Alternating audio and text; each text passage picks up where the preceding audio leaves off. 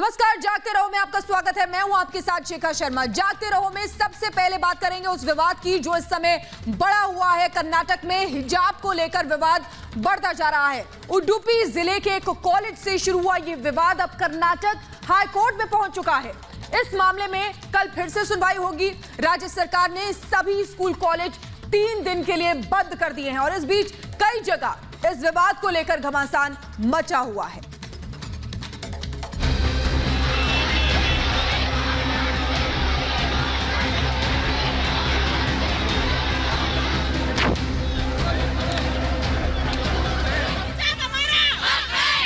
कर्नाटक में हिजाब पर हंगामा मचा है।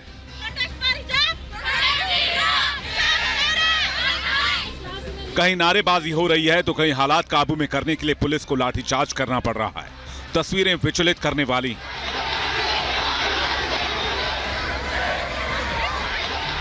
ये तस्वीरें कर्नाटक में मांड्या के पीईएस कॉलेज की है। आप देख सकते हैं एक लड़की हिजाब यानी सर पर स्कार्फ पहनकर स्कूल पहुंचती है तो वहां मौजूद भगवा गमछा लगाए छात्रों की एक टोली उसे घेर लेती है। हिजाब का विरोध होता है और नारेबाजी शुरू हो जाती है।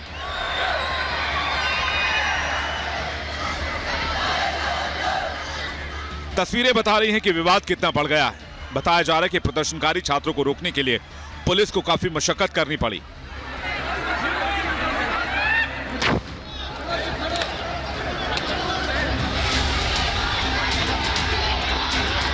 कर्नाटक के कई इलाकों से ऐसी तस्वीरें पिछले कुछ दिनों से सामने आ रही हैं। कर्नाटक में हिजाब को लेकर विवाद 1 जनवरी को शुरू हुआ था। यहां उडुपी के एक सरकारी कॉलेज में कुछ मुस्लिम छात्राओं को हिजाब पहनने के कारण कॉलेज के क्लासरूम में बैठने से रोक दिया गया था। कॉलेज मैनेजमेंट ने नई यूनिफॉर्म पॉलिसी को इसकी वजह बताया था। इसके बाद इन लड़कियों ने कर्नाटक हाईकोर्ट में याचिका दायर की थी। लड़कियों का तर्क है कि हिजाब पहनने की इजाजत न देना संविधान के अनुच्छेद 14 और 25 के तहत उनके मौलिक अधिकारों का हनन है। इस मामले में कई बार बातचीत भी की गई लेकिन बात नहीं बनी। इस बीच हिजाब को लेकर बवाल जरूर बढ़ता गया। राज्य में कुछ और जगहों पर भी ऐसा ही बवाल देखने को मिला। ये तस्वीरें उडुपी के महात्मा गांधी मेमोरियल कॉलेज की हैं, जहां हिजाब पहनकर आई छात्राओं को विरोध का सामना करना पड़ा।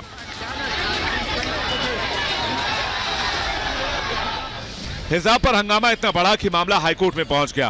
कोर्ट में इसकी सुनवाई हुई। जस्टिस कृष्णा दीक्षित ने कहा कि हम कारणों और कानून के मुताबिक चलेंगे, किसी की भावनाओं से नहीं। जो संविधान कहेगा वही करेंगे। मामले की अगली सुनवाई बुधवार को दोपहर 2:30 बजे से होगी। इस बीच अलग अलग जगह हिंसा और हंगामा बढ़ता देख राज्य सरकार ने स्कूल कॉलेजों को अगले 3 दिन के लिए बंद कर दिया है। वहीं मामला बढ़ा तो इस पर राजनीतिक बयानबाजी भी शुरू हो गई है। अगर आज तुम खड़े हो जाओगे थोड़ी देर के लिए, तुम सिर्फ थोड़ी देर के लिए खड़े हो जाओ। देखो ये जो लोग तुमको डरा रहे हैं, जो समझ रहे हैं कि हमारे सरों पर जो काले बादल मंडरा रहे, याद रखो ये बादल छकेंगे इंशाअल्लाह ताला। ये सूरज चमकेगा जो हमारे मुस्तकबिल का सूरज होगा। मगर याद रखो भीख मांगने से बादल नहीं हटेंगे, भीख मांगने से बादल नहीं हटेंगे। लड़ेंगे जमहूरी तरीके से। मैं तो स्कूलों में एक जैसा ड्रेस पहन के विद्यार्थी आए, विद्यार्थी एक जैसे दिखेंगे, समानता का भाव आएगा, अनुशासन बनेगा। और अगर शैक्षणिक संस्था में अनुशासन बनाए हम उस शिक्षा का उद्देश्य को पूरा नहीं कर सकते हैं। भाषा, पोशाक, भोजन, खाने के तरीके आदि को लेकर के देश के बंटवारे की जो कोशिश लोग करते हैं वो देश का नुकसान करते हैं। हिजाब पर लगातार विवाद जारी है। ऐसे में सवाल यह है कि आखिर हिजाब होता क्या है। हिजाब का मतलब पर्दे से बताया जाता है। बताया जाता है कि कुरान में पर्दे का मतलब किसी कपड़े के पर्दे से नहीं बल्कि पुरुषों और महिलाओं के बीच पर्दे से है। बुर्के और नकाब से अलग होता है हिजाब। हिजाब में बालों को पूरी तरह से ढकना होता है, यानी हिजाब का मतलब सिर ढकने से है। किसी भी कपड़े से महिलाओं का सिर और गर्दन ढका होना असल में हिजाब कहा जाता है, लेकिन इसमें महिला का चेहरा दिखता है। यह सिर पर स्कार्फ बांधने जैसा होता है। हालांकि ऐसा नहीं है कि सभी मुस्लिम लड़कियां हिजाब पहनती हों। हिजाब को लेकर पूरी दुनिया में बहुत सी धारणाएं हैं। मुस्लिम बाहुल्य देशों में भी इसे लेकर अलग अलग तरह के कानून हैं। एक तरफ अफगानिस्तान, ईरान, इराक जैसे देशों में इसे लेकर कड़ाई है, तो वहीं इंडोनेशिया और भारत जैसे देशों में इसे लेकर आजादी है।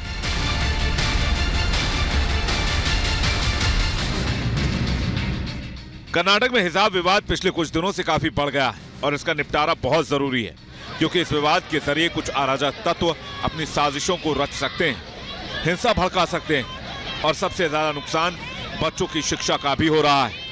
Bureau report, Republic Bharat. उधर प्रधानमंत्री नरेंद्र मोदी आज राज्यसभा में कांग्रेस पर उन्होंने करारा वार किया। पीएम आज राज्यसभा में राष्ट्रपति रामनाथ कोविंद के अभिभाषण के धन्यवाद प्रस्ताव पर जवाब दे रहे थे। सुनिए। अगर महात्मा गांधी के इच्छा के अनुसार कांग्रेस न होती तो क्या होता? लोकतंत्र परिवारवाद से मुक्त होता। भारत लोकसभा के बाद आज राज्यसभा में भी पीएम मोदी का कांग्रेस पर प्रहार जारी रहा। कांग्रेस के कार्यकाल में जो हुआ उसकी याद दिलाते हुए पीएम मोदी ने कांग्रेस को आड़े हाथों लिया। अगर महात्मा गांधी के इच्छा के अनुसार कांग्रेस न होती तो क्या होता? लोकतंत्र परिवारवाद से मुक्त होता। भारत विदेशी चश्मे के बजाय स्वदेशी संकल्पों के रास्ते पर चलता। अगर कांग्रेस न होती तो इमरजेंसी का कलंक न होता। अगर कांग्रेस न होती तो दशकों तक करप्शन को संस्थागत बनाकर नहीं रखा जाता। अगर कांग्रेस न होती तो जातिवाद और क्षेत्रवाद की खाई इतनी गहरी न होती। अगर कांग्रेस न होती तो सिखों का नरसंहार न होता। सिखों का नरसंहार न होता। सालों साल पंजाब आतंकी आग में न जलता। अगर कांग्रेस न होती तो कश्मीर के पंडितों को कश्मीर छोड़ने की नौबत न आती। अगर कांग्रेस न होती तो बेटियों को तंदूर में जलाने की घटनाएं न होती। अगर कांग्रेस न होती तो देश के सामान्य मानवी को घर, सड़क, बिजली, पानी, शौचालय, मूल सुविधाओं के लिए इतने सालों तक इंतजार न करना पड़ता। पीएम ने बिना किसी का नाम लिए हुए परिवारवाद और पार्टी में एक ही परिवार के वर्चस्व पर निशाना साधा। कांग्रेस की कठिनाई ये है, डायनेस्टी के आगे उन्होंने कुछ सोचा ही नहीं, ये उनकी प्रगति है।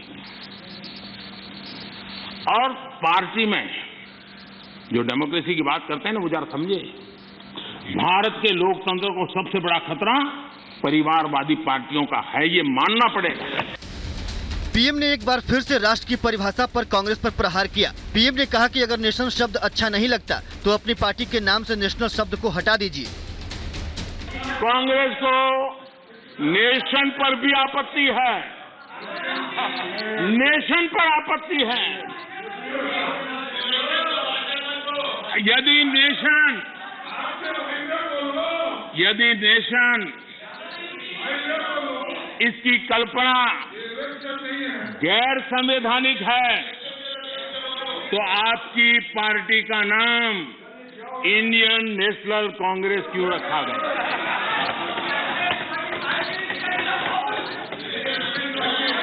अब आपकी ये नई सोच आई है तो इंडियन नेशनल कांग्रेस नाम बदल दीजिए और आप फेडरेशन ऑफ कांग्रेस कर दीजिए।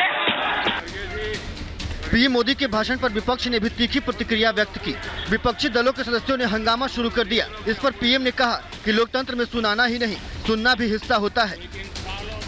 लोकतंत्र में सिर्फ सुनाना ही नहीं होता है, सुनना भी लोकतंत्र का हिस्सा है। लेकिन सालों तक उपदेश देने की आदत रखी है, इसलिए जरा बातें सुनने में मुश्किल हो रहा है। वहीं पीएम ने कांग्रेस पर वार करते हुए ये भी कहा कि वो अरबन नक्सलियों से घिर गई है। मैं देख रहा हूं कि कांग्रेस एक प्रकार से अर्बन नक्सल के चुंगाल में फंस गई है। उनकी पूरी सोचने के तरीकों को अर्बन नक्सलों ने कब्जा कर लिया है और इसलिए उनकी सारी सोच गतिविधि डिस्ट्रक्टिव बन गई है और देश के लिए चिंता का विषय, बड़ी गंभीरता से सोचना पड़ेगा। अर्बन नक्सल ने बहुत चालाकी पूर्वक कांग्रेस की इस दुर्दशा का फायदा उठा करके उसके मन को पूरी तरह कब्जा कर लिया, उसके विचार प्रवाह को कब्जा कर लिया है और उसी के कारण बार बार ये बोल रहे हैं इतिहास बदल रहा है। पीएम ने कांग्रेस पर परिवारवाद से लेकर लोकतंत्र पर हमले के आरोप लगाए। उन्होंने ये भी कहा कि अगर कांग्रेस न होती तो देश के सामने व्यक्ति को मूलभूत सुविधाओं के लिए इतने सालों तक इंतजार न करना पड़ता। Bureau report, Republic Bharat.